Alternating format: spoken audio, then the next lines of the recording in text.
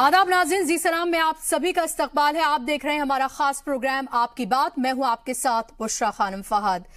किसी के गाना गाने पर, किसी के इस्लाम से जुड़े किसी मसले को लेकर कही गई बात पर, खवातीन से जुड़े मुख्तलिफ मसाइल पर आए दिन किसी न किसी मसले को लेकर हम देखते या फिर सुनते हैं कि फतवा जारी किया गया है। इस मौलाना ने फतवा जारी किया है, उस मौलाना ने फतवा दे दिया है, इस इदारे से फतवा आया है, उस इदारे से फतवा आया है और फिर तनाजा खड़ा हो जाता है। लेकिन क्या कोई भी राय कायम करने से पहले हम वाकई में इतनी जहमत उठाते हैं कि इतनी सी मालूमात हासिल कर लें जिसको हम चीख चीख कर फतवा कह रहे हैं? क्या वो असल में फतवा है? क्या हमें ये मालूम भी है कि फतवा होता क्या है और एक मुसलमान के लिए उसकी कितनी अहमियत है? क्या होता है फतवा? किसके कहने पर दिया जाता है फतवा? क्या है फतवे की अहमियत? क्या हर मुसलमान के लिए फतवा मानना जरूरी है?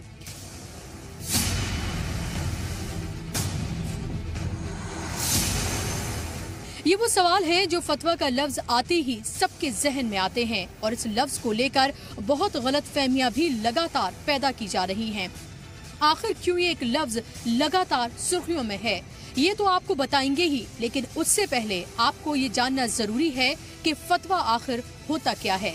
सबसे जरूरी और आसान अल्फाज में कहा जाए तो इस्लाम से जुड़े किसी भी मसले पर कुरान और हदीस की रोशनी में जो बात कही जाती है उसे फतवा कहते हैं।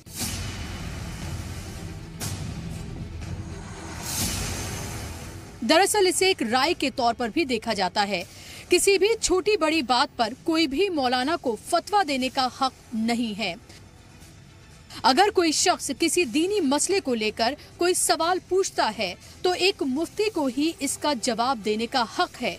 मुफ्ती बनने के लिए शरिया कानून, कुरान और हदीस की गहरी मालूमात होना जरूरी है, यानी कोई भी मौलवी या इमाम इसको जारी नहीं कर सकता है। अब ये फतवा थोड़ी होता है कि हर जुमे का इमाम खड़े होकर फतवा दे दे, हर मस्जिद का मुल्ला फतवा दे दे। इससे सिर्फ और सिर्फ फतवा जो है वो बदनाम हो रहा है और इससे मज़हब इस्लाम को कोई फ़ायदा नहीं पहुंच रहा है। फतवा बग़ैर किसी इल्म के नहीं दिया जा सकता, या मुफ्ती के कोर्स के बग़ैर कोई फतवा दे दे वो फतवा वैलिड नहीं हो सकता।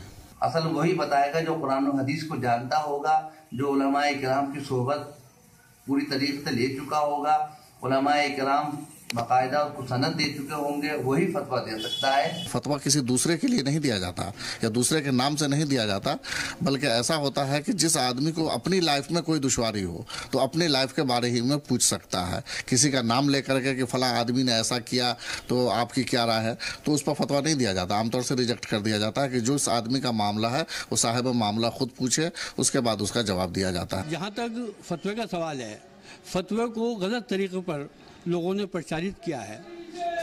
फतवा सिर्फ अपनी समस्या और अपनी मालूमात, जानकारी हासिल करने के लिए लिया जाता है, उसका किसी का इस्तेमाल करने के लिए नहीं लिया जाता है।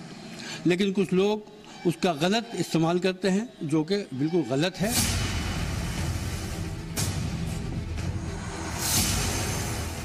अब ऐसे में सवाल ये उठता है कि हर छोटी बड़ी बात पर दिए गए फतवे जो कि फौरन सुर्खियां बटोर लेते हैं और तनाजा खड़ा हो जाता है, या यूं कहें कि बवाल ही हो जाता है, तो यहाँ सवाल ये पैदा होता है कि क्या वाकई में मुल्क के तमाम मुसलमान किसी भी मौलाना के दिए फतवे पर इसी तरह से भरोसा कर लेते हैं? तो इसका जवाब होगा नहीं। किसी भी मौलाना की कोई भी बेवजह की कही हुई बात ना तो फतवा होती है और ना ही इसकी कोई मुसलमानों के लिए मजहबी अहमियत।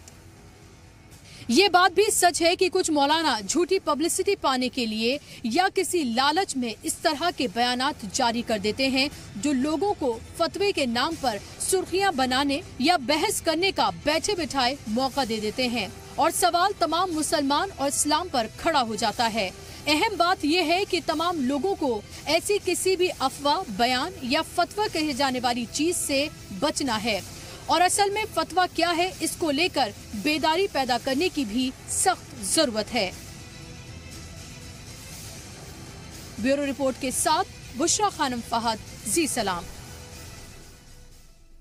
तो फतवा क्या होता है, क्यों दिया जाता है, कौन दे सकता है, मुसलमानों के लिए इसकी क्या अहमियत है, और क्या वाकई में कोई भी मौलाना कभी भी सो के उठ के या किसी भी तरह से अगर कोई भी बात कह देता है, बयान दे देता है, तो क्या उसको फतवा कहना सही है? ये तमाम कंफ्यूजन्स आज हम आपके दूर करेंगे इस आधे घंटे के प्रोग्राम में। अगर आप भी हमारे इस प्रोग्राम से जुड़ना चाहते हैं, सवाल पूछना चाहते हैं, राय रखना चाहते हैं, तो आप हमारे साथ जुड़ सकते हैं। हमारे टेलीफोन नंबर्स लगातार आपकी टेलीविजन स्क्रीन पर फ्लैश किए जा रहे हैं। और अब मैं तारुफ कराना चाहूंगी आपका हमारे आज के खास मेहमान से। मेरे साथ मौजूद हैं डॉक्टर ख्वाजा इफ्तिखार साहब, जो कि इस्लामिक स्कॉलर हैं, और उनसे इन तमाम सवालों के हम जवाब लेंगे और जो कंफ्यूजन है उसे दूर करने की कोशिश करेंगे।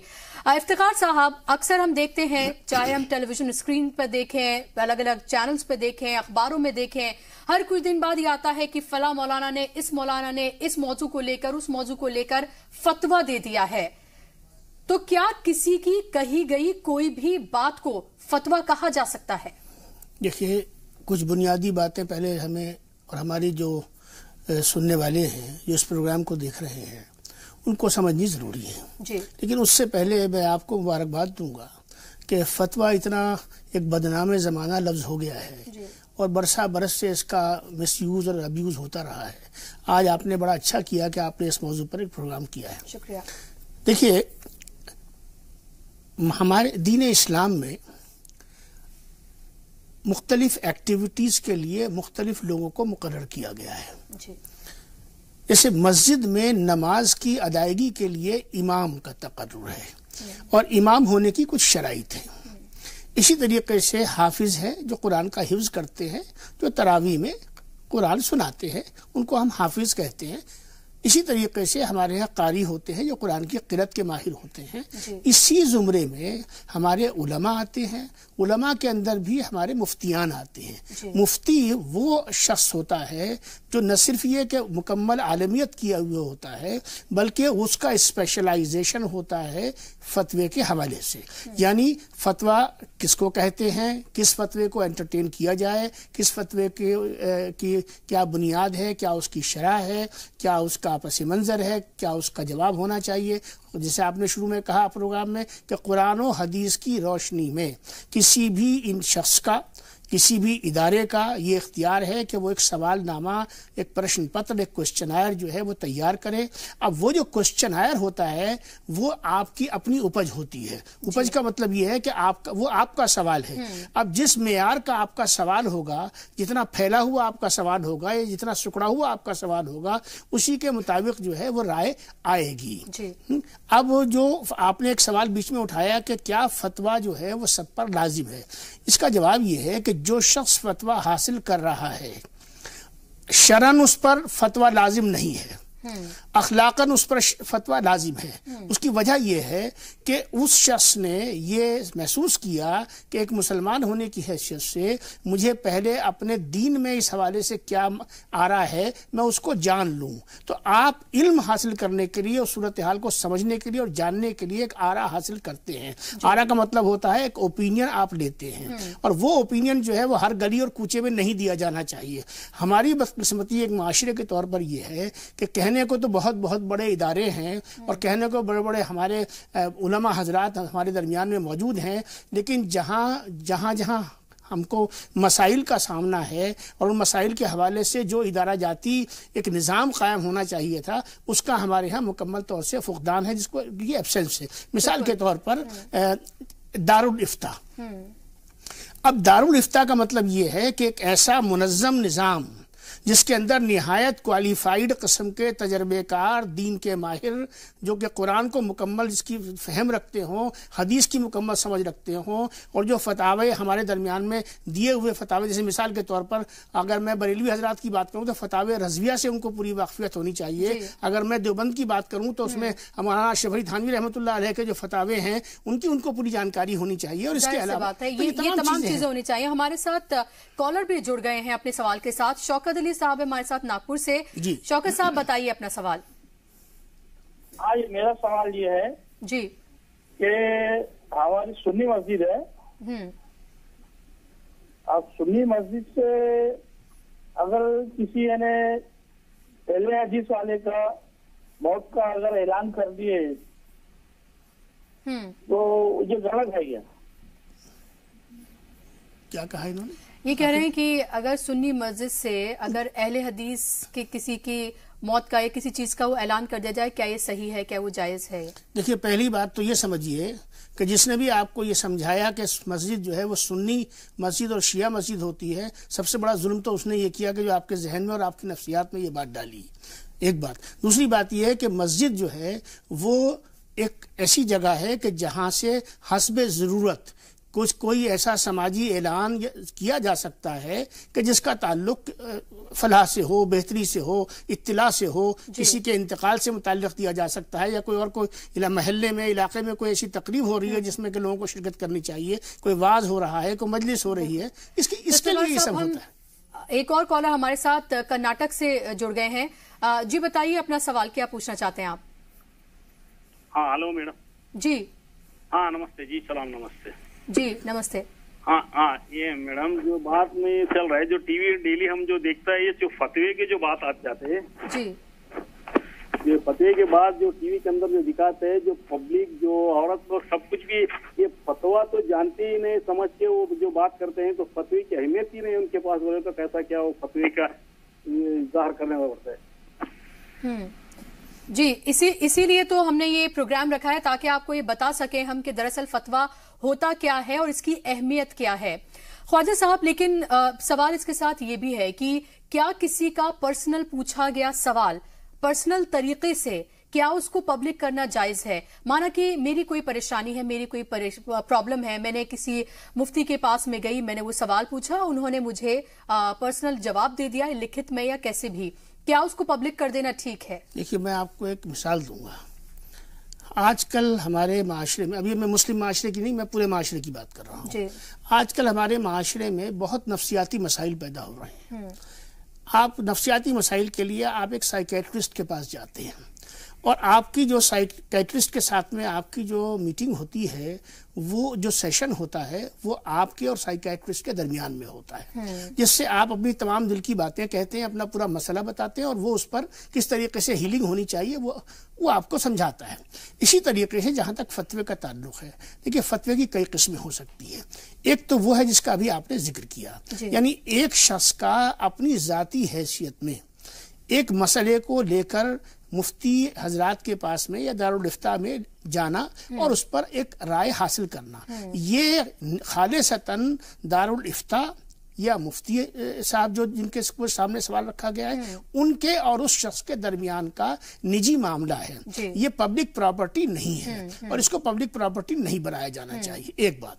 दूसरी बात ये है कि बहुत सारे इदारे हैं, जब उन इदारों को ये महसूस हो कि ये एक ऐसी सूरत हाल है कि जिसमें हमको दीन के हवाले से एक राय कायम करनी है, तो उसमें अफजल ये होगा, बेहतर ये होगा कि उस मसले को दारुल इफ्ता वो इदारा लेकर चला जाए। मिसाल के तौर पर all India Muslim personal law board दारुल इफ्ता नहीं है, लेकिन all India Muslim personal law board के पास में ऐसे बहुत से मसाइल आते हैं जिनका ताल्लुक पूरी हिंदुस्तान की मुस्लिम कम्युनिटी से होता है। तो ये वो सवालात हैं जिनकी इज्तिमाई हैसियत और नौयत होती है। ऐसे सवालात इदारे की हैसियत में दारुल इफ्ता के पास भेजे जा सकते हैं। और मेरा तो मशवरा ये होगा कि क्योंकि देखिए हिंदुस्तान में हमारे 4 बुनियादी मसलक हैं। एक जो है बरेलवी हजरात है, इनको अपने आप को अहले सुन्नत वल जमात कहते हैं, जिनका मरकज बरेली है। इसी आपका जवाब मैं पूरा करूं, बहुत देर से एक कॉलर है जो इंतजार कर रहे हैं, उनको ले लेते हैं। अब्दुल साहब हमारे साथ मौजूद हैं कश्मीर से। जी अब्दुल साहब बताइए। अस्सलाम वालेकुम। वालेकुम अस्सलाम। हाँ, मेरा सवाल है मुफ्ती साहब से जी। हमारे जामिया मस्जिद है हमारे गाँव में, उधर हनफी मस्जिद है वो जी, उसमें 2 फिरक हो गई।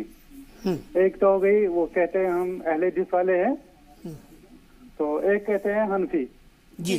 तो उसमें इस वक्त नमाज जो पढ़ते हैं, जो हमारा मेंबर है सामने जी, तो उस पर इमाम नमाज नहीं पढ़ाता है। एक ग्रुप इस साइड में, एक ग्रुप उस साइड में पढ़ता है, दाएं और बाएं, तो बीच वाला हिस्सा खाली रहता है। एक ही टाइम नमाज रखता है, क्या वो उसमें नमाज आएगी? उसमें जुमा भी पढ़ते हैं, जुमा के दिन इकट्ठे पढ़ते हैं, क्या वो उसमें जुमा आएगी या इकट्ठे नमाज आएगी उस मस्जिद में?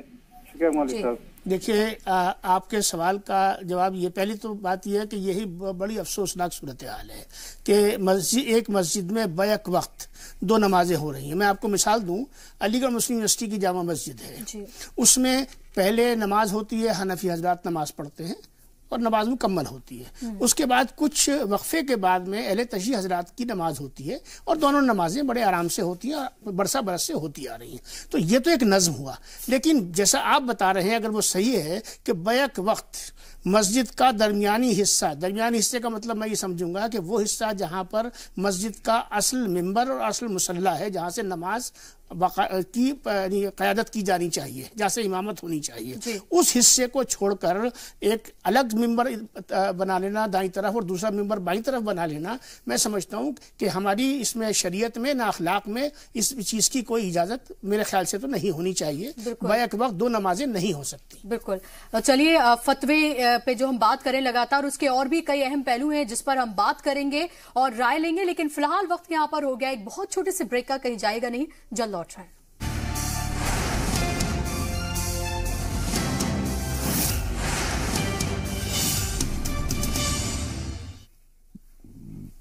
بریک کے بعد ایک بار پھر سے آپ سبھی کا استقبال ہے، آپ دیکھ رہے ہیں آپ کی بات، اور آج ہم بات کر رہے ہیں فتوے کو لے کر پھیل رہی غلط فہمیوں کو لے کر۔ ہمارے ساتھ خاص مہمان لگاتار اسٹوڈیو میں بنے ہوئے ہیں اور ایک کالر ہمارے ساتھ جڑ گئے ہیں دلی سے۔ بتائیے اپنا نام بتائیے، سوال پوچھیے۔ سلیمان صاحب ہے ہمارے ساتھ۔ جی سلیمان صاحب، سوال بتائیے اپنا۔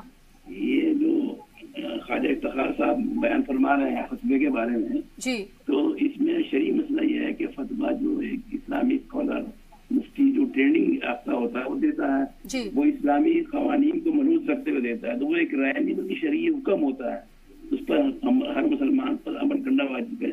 یہ ذرا سا وضاحت فرما دے تو بہتر رہے گا تاکہ عام مسلمانوں کو اس کی روشنی میں ہر مسئلہ حل مل جائے۔ بریاض کرنا چاہیے۔ شکریہ افتخار صاحب۔ یہ میں جو ابھی آپ نے فرمایا وہ درست ہے، میں نے جو بات کہی تھی میں اس کو پھر دوہرا دیتا ہوں کہ دیکھیے 2 باتیں ہیں۔ جو شخص استفتاء قائم کر کے فتویٰ مفتی سے حاصل کر رہا ہے وہ اس بات میں یقین رکھتا ہے کہ میں اس مسئلے کو میرے دین سے مجھے کیا آرا ملتی ہے اس کے مطابق حل کروں، اور اس حوالے سے اس کی یہ ذمہ داری ہوتی ہے کہ وہ اس فتوے کو تسلیم کرے اور اس پر عمل کرے۔ جی آپ نے جو واجب کی بات کہی ہے یہ میں نے یہی کہا تھا۔ جی لیکن افتخار صاحب ہم دیکھتے ہیں آئے دن الگ الگ طرح کے فتوے ہمارے سامنے آتے ہیں۔ کبھی آتا ہے کہ کوئی مسلم لڑکی ہے جو کہ گانا گاتی ہے، سنگر ہے، اس کو لے کر فتویٰ آ جاتا ہے کہ وہ اسلام سے ہی خارج کر دی گئی۔ خواتین کو لے کر آ جاتا ہے کہ وہ اگر مردوں کے ساتھ ایک آفس میں کام کرتی ہیں تو وہ کام نہیں کر سکتی، اس کو لے کر فتویٰ آ جاتا ہے۔ الگ الگ اس طرح کے ایشوز ہیں جو شاید اس طرح کی اہمیت نہیں رکھتے اور اس پر فتوے جاری کر دیے جاتے ہیں، اور یہ بھی نہیں پتا چلتا کہ واقعی میں کسی مفتی کی طرف سے ہی یہ فتویٰ جاری کیا گیا ہے یا پھر کسی کے بیان کو کسی کی کہی گئی ایسے ہی بات کو فتویٰ مان لیا گیا اور اس پر بحث مباحثہ شروع ہو جاتا ہے۔ دیکھیے اسلام ایک مکمل ضابطۂ حیات ہے اور زندگی کا کوئی بھی گوشہ ایسا نہیں ہے کہ جس پر احکامات موجود نہ ہوں یا جس پر فقہ جو ہے وہ خاموش ہو۔ جی گانے کا تعلق ہو، ڈھول تاشے بجانے کا تعلق ہو، موسیقی کا تعلق ہو، یا بچیوں کے سر کو ڈھانکنے کا مسئلہ ہو، نقاب کا مسئلہ ہو، برقعے کا مسئلہ ہو، لباس میں حیا کا مسئلہ ہو، جتنے بھی تمام مسائل ہیں یہ کوئی نئے مسائل نہیں ہیں۔ جی ان تمام مسائل کے حوالے سے ہمارے جو علماء حضرات رہے ہیں جن کا ہم سب مل کر احترام کرتے ہیں وہ اس پر اپنی آرائیں دے چکے ہیں، اور جس کو ان کو عمل کرنا ہے، عمل کرنے کا کوئی ڈنڈا تو ہوتا نہیں جی، اس کو عمل کرنا، ہاں اگر اسلامک اسٹیٹ ہے تو وہاں اسلامک اسٹیٹ کی ذمہ داری ہو جاتی ہے۔ ہم ایک سیکولر اسٹیٹ میں رہتے ہیں، سیکولر اسٹیٹ جو ہے وہ ریلیجن کے معاملے میں درمیان میں آتا ہی نہیں ہے، تو یہاں کوئی ایسا نظام نہیں ہے، نہ ہو سکتا ہے کہ آپ بائی فورس جو ہے یا بائی لا جو ہے یا بائی ریگولیشن آپ اس کو نافذ کر دیں۔ اسلام کی جو ان حوالوں سے جو اسلام کی رائے ہے وہ مقدم ہے، اپنی جگہ مسلم ہے، یہ ایک حقیقت ہے۔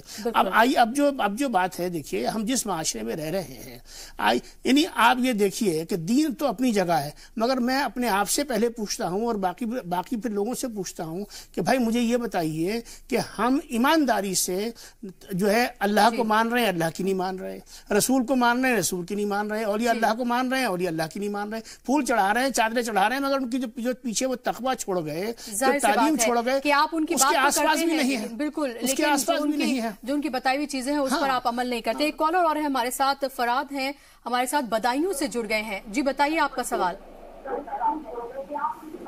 میری گزارش ہے پہلے آپ نے ٹی وی کا والیوم بند کر دیں اور اپنا سوال پوچھیں.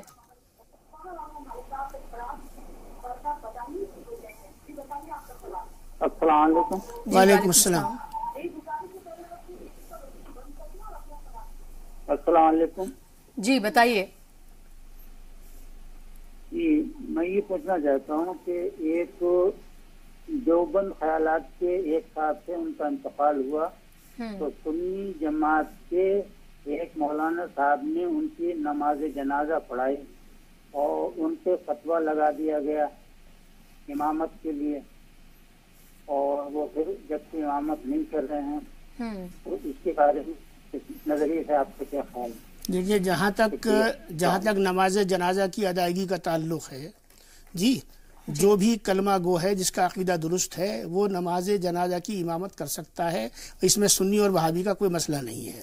یہ تو ایک تنگ نظر ایک طبقہ ہے ہمارے درمیان میں جو اس قدر شدت پسندی کی طرف چلا گیا ہے کہ اگر ایک حنفی نے جو ہے وہ ایک کیا کہتے ہیں ایک شافعی کے مسلک کے جنازے کی نماز پڑھا دی تو قیامت برپا ہو جاتی ہے. یہ لوگوں کی اپنی اپج ہے. قرآن میں نہ وہابی ہے نہ سنی ہے نہ شیعہ ہے, قرآن میں نہ حنفی ہے نہ مالکی ہے نہ حنبلی, قرآن میں ایسا کچھ نہیں ہے. قرآن نے صرف ہم کو مسلم کہا ہے, ٹھیک ہے, اور بحیثیت مسلم تمام مسالک جو ہیں جو اللہ اور اللہ کے رسول اور قرآن کریم اور حضور پاک صلی اللہ علیہ وسلم کو آخری نبی اور سردار الانبیاء اور رحمت للعالمین تسلیم کرتے ہیں, دل سے بھی, زبان سے بھی, عمل سے بھی, قول سے بھی, وہ اس میں سے کوئی بھی شخص نماز جنازہ پڑھا سکتا ہے. اس کے لیے امام ہونا بھی شرط نہیں ہے, جس کو بھی نماز جنازہ پڑھانی آتی ہے وہ اس کو پڑھا سکتا ہے اور نماز ہو سکتی ہے. اور اس پر یہ جو اگلی بات آپ نے کہی ہے یہ زیادتی ہے, اس کو میں کہوں گا کہ اسلام کے اندر یہ تجاوزات ہیں. ان تجاوزات اور ان تصرفات سے ہمارے علماء کو آگے بڑھ کر بیداری بھی پیدا کرنی چاہیے اور ان پر لگام بھی لگانے کی ضرورت ہے. جی بہت بہت شکریہ افتخار صاحب آپ کا اسٹوڈیو میں آنے کے لیے اور اس اہم اور سینسٹیو موضوع پر یہاں پر اپنے خیالات کا اظہار کرنے کے لیے بہت شکریہ. تو مجھے امید ہے کہ آج کے اس پروگرام کے ذریعے فتوے کو لے کر جو غلط فہمی ہے وہ کچھ حد تک آپ کی دور ہوئی ہوگی اور آپ کو یہ ضرور پتا چلا ہوگا کہ آخر فتویٰ ہوتا کیا ہے اور اس کی کیا اہمیت ہے اور کون فتویٰ دے سکتا ہے. حالانکہ اس کو لے کر ابھی بیداری پیدا کرنے کی بھی بہت ضرورت ہے اور علماء اکرام کا اور جو ادارے ہیں ان کی ریسپانسبلٹی بنتی ہے کہ وہ سامنے آئیں ایسے وقت میں جب ایک مشکل دور ہے, وہ سامنے آئیں اور اس پر اپنا نظریہ رکھیں اور اس پر بیداری پیدا کریں. آپ چاہیں تو ہمارے ساتھ واٹس ایپ, فیس بک اور ٹویٹر کے ذریعے جڑ سکتے ہیں, اپنے سوال وہاں پر آپ دے سکتے ہیں اور آپ ہمیں یہ بھی بتا سکتے ہیں کہ آپ کو ہمارا یہ نیا پروگرام کیسا لگ رہا ہے, اور اگر آپ کوئی ایسے موضوع ہیں جن پر آپ چاہتے ہیں کہ ہم یہاں پر بات کریں یا آپ کو اس کے بارے میں نالج دیں تو آپ وہ بھی وہاں پر شیئر کر سکتے ہیں. اسی کے ساتھ ہمارے آج کے اس خاص پروگرام میں بس اتنا ہی. اب آپ سے ملاقات ہوگی پیر کی رات.